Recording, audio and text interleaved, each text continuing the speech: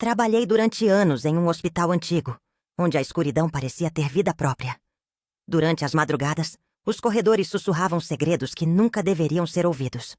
Hoje, como avó, eu finalmente criei coragem para contar tudo o que vivi. E o que jamais esqueci. Meu nome é Lourdes, tenho 79 anos.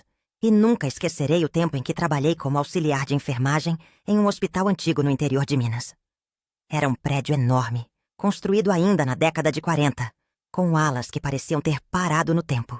Durante o dia, o hospital era movimentado, cheio de médicos e pacientes. Mas à noite, algo mudava. O silêncio tomava conta dos corredores, e com ele vinham sons que ninguém conseguia explicar. Eu trabalhava no turno da madrugada e foi lá que tudo começou. Me designaram para a ala 3, a mais antiga de todas, que quase não era usada.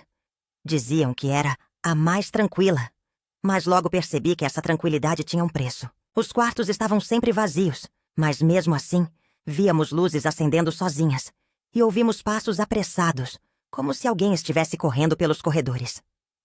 No início, achei que era imaginação, ou talvez ecos dos andares de cima. Mas aquelas vozes, elas vinham de dentro dos quartos.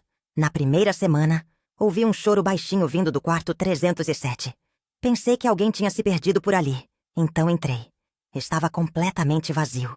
A cama ainda estava arrumada, como se ninguém tivesse usado. Eu estava prestes a sair quando ouvi meu nome ser sussurrado. Lourdes. Lourdes. Parecia a voz de uma criança. Senti um frio tão forte que minha espinha congelou. Corri dali sem olhar para trás. Contei para minha colega de plantão, a Rosa, uma mulher mais velha e experiente. Ela apenas fez o sinal da cruz e disse: "Você ouviu também, né?" Naquele momento, percebi que eu não era a única. Havia algo naquele hospital. Algo que estava ali há muito mais tempo que todos nós. E aquilo não queria ser ignorado. Algumas noites depois, Rosa me contou sobre a enfermeira de azul. Segundo ela, vários funcionários já haviam visto uma mulher com um uniforme antigo, andando pelos corredores com uma prancheta na mão. Mas ninguém novo trabalhava com aquela roupa. Ela dizia que essa enfermeira aparecia especialmente nas madrugadas chuvosas. E naquela noite, a chuva caiu forte. Eu estava no posto de enfermagem quando vi uma silhueta passar lentamente pelo vidro fosco da porta. Peguei minha lanterna e fui atrás. Vi a figura dobrar o corredor e entrar na ala 3. A luz do corredor estava fraca, piscando. Quando cheguei perto, senti um cheiro forte de éter e ouvi passos leves. Ao virar no corredor, vi uma mulher parada, de costas. Ela usava um uniforme azul desbotado. "Senhora, a senhora está perdida?" Perguntei. Ela não respondeu. Apenas virou lentamente a cabeça para o lado, sem mostrar o rosto, e desapareceu na minha frente. Não corri dessa vez. Fiquei parada, tremendo, sem entender o que tinha visto. Voltei para o posto, me sentindo observada. A Rosa só olhou para mim e disse: "Você viu, né?" E completou: "Ela aparece quando alguém vai morrer." No dia seguinte, o senhor do quarto 312, que estava em estado estável, faleceu de repente. O médico não soube explicar. Foi aí que comecei a prestar atenção em todos os detalhes. E comecei a ter certeza de que aquele hospital não era apenas um lugar de cura. Era um lugar de passagem. As vozes começaram a se tornar mais frequentes. Toda madrugada, no mesmo horário, por volta das 3 da manhã, ouvíamos sussurros vindo da ala desativada. Às vezes pareciam conversas, outras apenas murmúrios incompreensíveis. E, de vez em quando, alguém chamava por ajuda. A primeira vez que ouvi nitidamente alguém gritar "Socorro!" foi numa noite sem pacientes na ala 3. Eu mesma tinha checado. Peguei minha lanterna e fui. Conforme me aproximava, os sons diminuíam. Quando cheguei no final do corredor, vi uma sombra correr de um lado para o outro. Entrei nos quartos, um por um. Tudo estava vazio. Quando voltei para o corredor, a luz apagou por um segundo. E no escuro, ouvi uma respiração atrás de mim. Quando me virei, não havia nada. Voltei, correndo para o posto. Rosa estava sentada com os olhos arregalados. "Você entrou sozinha?" Ela perguntou. Apenas balancei a cabeça. "Eles não gostam disso", ela sussurrou. Comecei a perceber que os sons paravam quando estávamos juntas. Era como se aquelas vozes soubessem quando alguém estava sozinho. Como se gostassem de se manifestar na solidão. Naquela noite, mal consegui dormir depois do turno. Cheguei em casa com a sensação de ter trazido algo comigo. Meus gatos não se aproximaram de mim. Um deles passou a noite encarando o canto da sala onde não havia nada. Ou pelo menos, nada que eu pudesse ver. Uma madrugada recebi uma ligação no ramal interno, dizendo que havia uma visita para o paciente do 308. Achei estranho, pois visitas não eram permitidas à noite. Mesmo assim, fui verificar. Ao chegar, a porta do quarto estava aberta e, dentro, um homem alto de terno preto estava sentado ao lado da cama falando com o paciente. O paciente, seu Mário, olhava fixamente para ele sem piscar. Perguntei quem ele era e como havia entrado. O homem apenas sorriu. Tinha um sorriso que me arrepiou até a alma. Quando fui até a recepção perguntar como haviam deixado ele entrar, descobri que ninguém o tinha visto. Voltei correndo para o quarto. Estava vazio. Seu Mário, ainda deitado com os olhos abertos, murmurava. Ele disse que vai me levar para casa. Na manhã seguinte, seu Mário morreu. A causa oficial foi parada cardíaca, mas eu sabia que havia algo mais. A presença daquele homem era diferente. Ele parecia frio, como se o ar ao redor tivesse sido drenado de qualquer calor humano. Rosa não duvidou quando contei. Alguns dizem que ele é o próprio ceifador, outros acham que é só uma alma presa no ciclo da morte. A partir daquele dia, comecei a rezar toda vez que entrava no hospital. Levava um terço no bolso, água benta na bolsa, e não ficava sozinha por muito tempo. Mas mesmo com todas essas proteções, sabia que já tinha sido marcada. Algo ali havia me notado, e não ia me deixar em paz tão fácil. Uma noite, durante a ronda, percebi que a porta da antiga sala de cirurgias, desativada há décadas, estava entreaberta. Aquela sala estava sempre trancada com chave, e ninguém tinha autorização para entrar ali.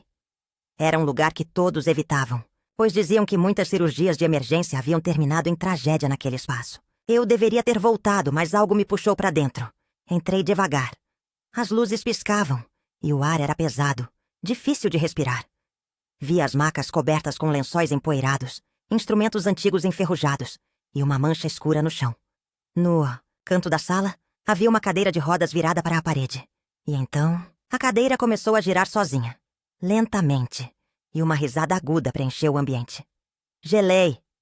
Tentei sair, mas a porta estava trancada por dentro. Eu bati, gritei, mas ninguém me ouvia. Só depois de alguns minutos, que pareceram horas, a porta destrancou sozinha. Rosa estava do lado de fora, pálida. Você entrou ali? Perguntou. Balancei a cabeça sem conseguir dizer nada. Ela só disse: Eles te deixaram sair, dessa vez. Depois disso, comecei a sonhar com aquele lugar. No sonho, eu estava sempre presa naquela sala, cercada de vozes e sombras. Acordava suando com o coração disparado. O hospital já não era só o meu trabalho. Era um pesadelo do qual eu não conseguia acordar. Uma enfermeira nova chamada Patrícia foi contratada e colocada para cobrir o turno da noite comigo e Rosa. Jovem, cética, não acreditava em nada do que contávamos. Ria das histórias e dizia que era tudo coisa da nossa cabeça. Nós avisamos. Não desafie o que você não conhece. Mas ela não deu ouvidos.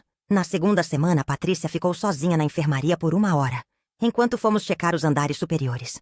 Quando voltamos, a encontramos trancada dentro de um armário. Estava tremendo, os olhos arregalados, arranhões nos braços. Não conseguia falar. Depois de se acalmar, apenas disse: Eles queriam me levar. Estavam todos lá. Sussurrando. Ela pediu demissão no dia seguinte. Nem voltou para buscar o salário. Depois disso, o hospital parou de contratar novatos para o turno da noite. Começaram a fechar mais alas. Os diretores diziam que era por falta de recursos. Mas eu sabia, a verdade. Eles estavam tentando isolar os lugares mais afetados, mas aquilo já estava espalhado demais. O hospital se tornou um lugar sombrio, onde o silêncio falava alto. Cada passo à noite era um risco, e cada sussurro, um aviso. Mesmo assim, continuei.